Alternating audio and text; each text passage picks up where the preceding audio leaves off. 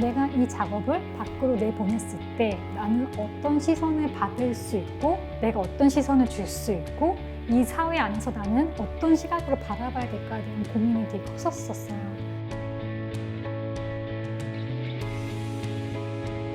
기억, 시선, 경배라는 세 가지 시리즈로 작업을 하고 있는 이미 작가입니다.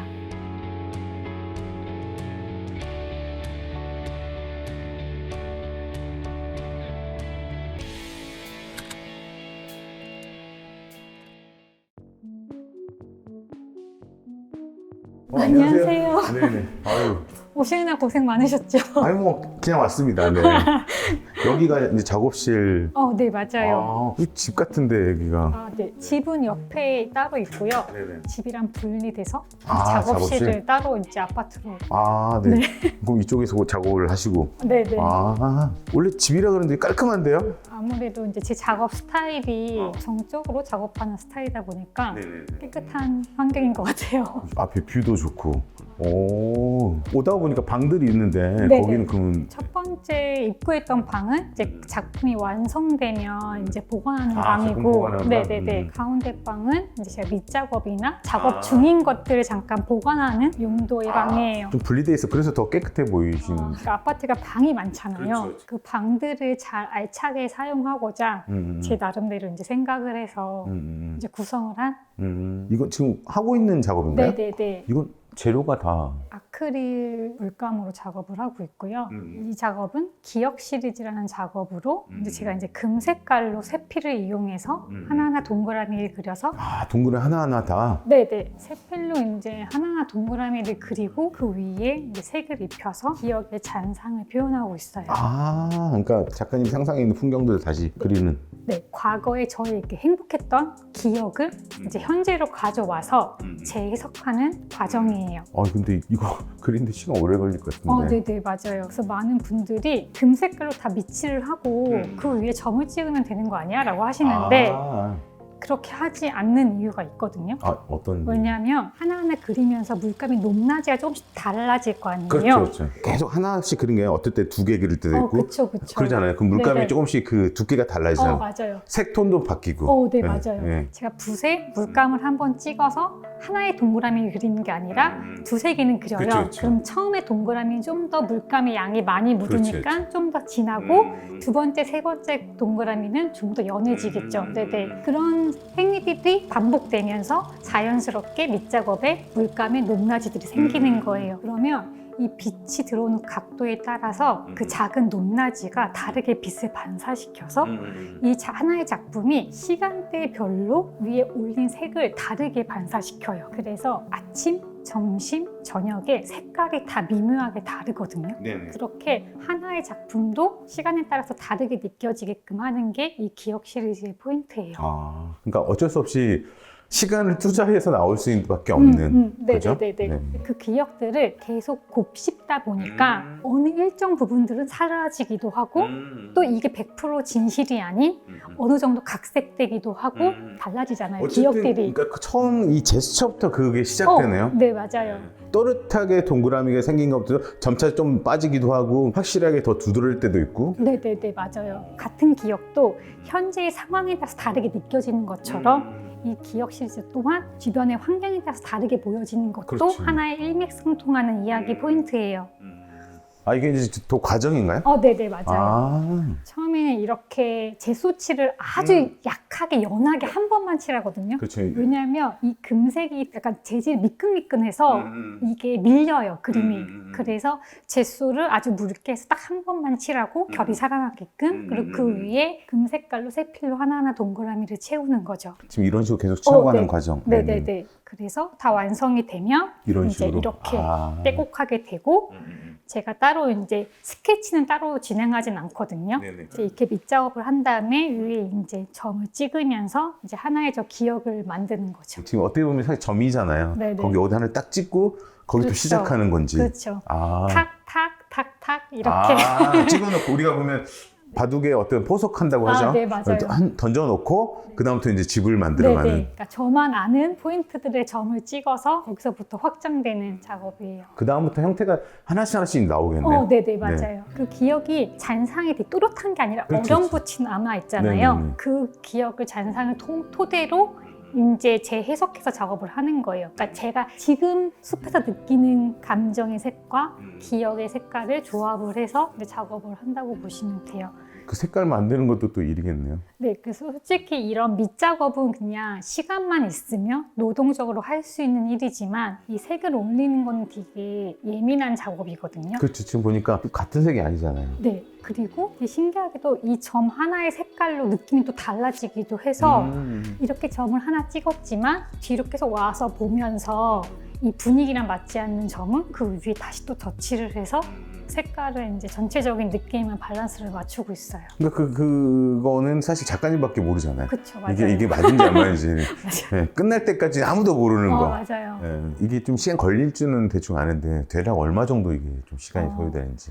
100호 같은 경우는 한 4개월 정도 소요돼요. 4개월? 네, 완성까지. 밑작업부터 완성까지. 따지고 보면 1년에 몇 개 안 나오네요. 네네. 작년에는 1년에 2점 나왔어요, 100호가. 1년에 2점? 네, 왜냐면 다른 작업들도 해야 되니까. 이제 같이 왔다 갔다 하면서 하니까. 그러니까 제가 이게 너무 노동 집약적 작업이다 보니까 주변에서 이제 염려해 주시는 분들이 이런 밑작업에도 좀 도움을 받아보는 거 어때? 이런 조언들을 해주시는데 이 행위 자체도 제가 할 수밖에 없는 작업이라고 생각해요. 근데 이런 식으로까지 하는 이유가 있나요? 기억이라는 건 하나하나의 기억의 파편들의 조합이라고 생각을 그렇죠. 들었어요. 그래서 하나하나 제가 파편을 그린다고 보시면 되거든요. 처음에 밑작업의 동그라미들이. 그래서 기억의 파편들에 제가 이제 색을 채워 넣는 거예요. 근데 완성된 작품을 보시면 중간중간에 비어있는 부분들도 있거든요. 이제 그런 것들은 사라진 기억에 대한 이야기고요.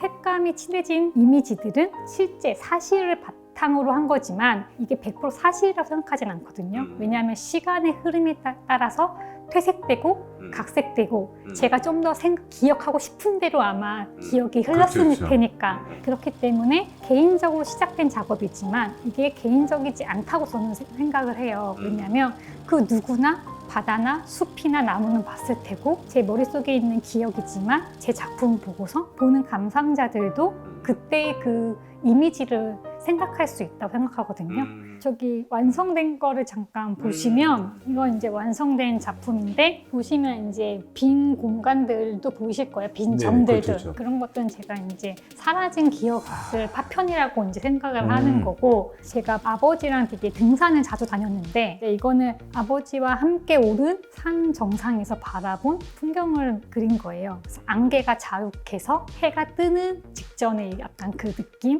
이렇게 또 이제 완성된 거 보니까 네. 약간 그 타일 느낌도 나네요. 네, 맞아요.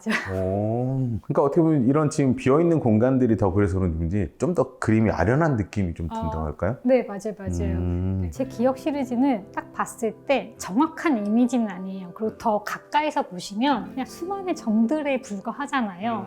근데 좀 물러서서 봤을 때 아련하게 보이는 풍경, 정물들을 표현하는 거거든요. 그래서 많은 분들께서 그 기억이라는 것이 시간의 흐름에 따라서 희미해지고 아련한 느낌이 있잖아요. 그렇기 때문에 제 작업을 통해서도 그런 느낌을 받으시길 원해서 이렇게 작업을 하는 살며시 눈을 감게 되는 그림을 볼 때.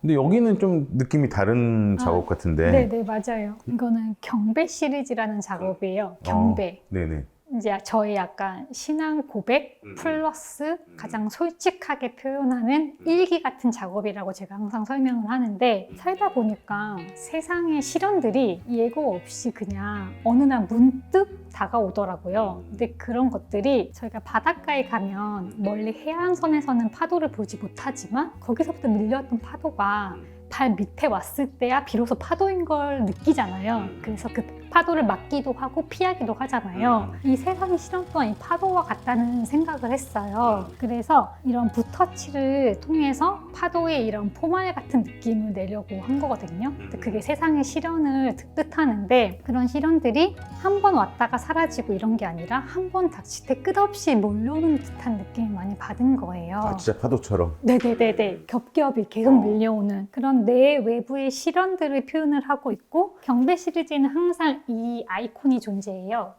혹시 이게 어떻게 보이실까요? 사람이 숙이고 있는 건가요? 네 맞아요. 이렇게 단번에 알아맞추신 경우는 처음이세요. 아, 그래요? 이게 네. 왠지 머리 같고. 사람이 엎드려서 경배하는 모습을 아. 제가 단순화시킨 형상이에요. 이런 실현들이 이 사람을 덮칠 것 같은데 이 사람들은 피하거나 도망가지 않고 이 자리를 유지하고 있어요.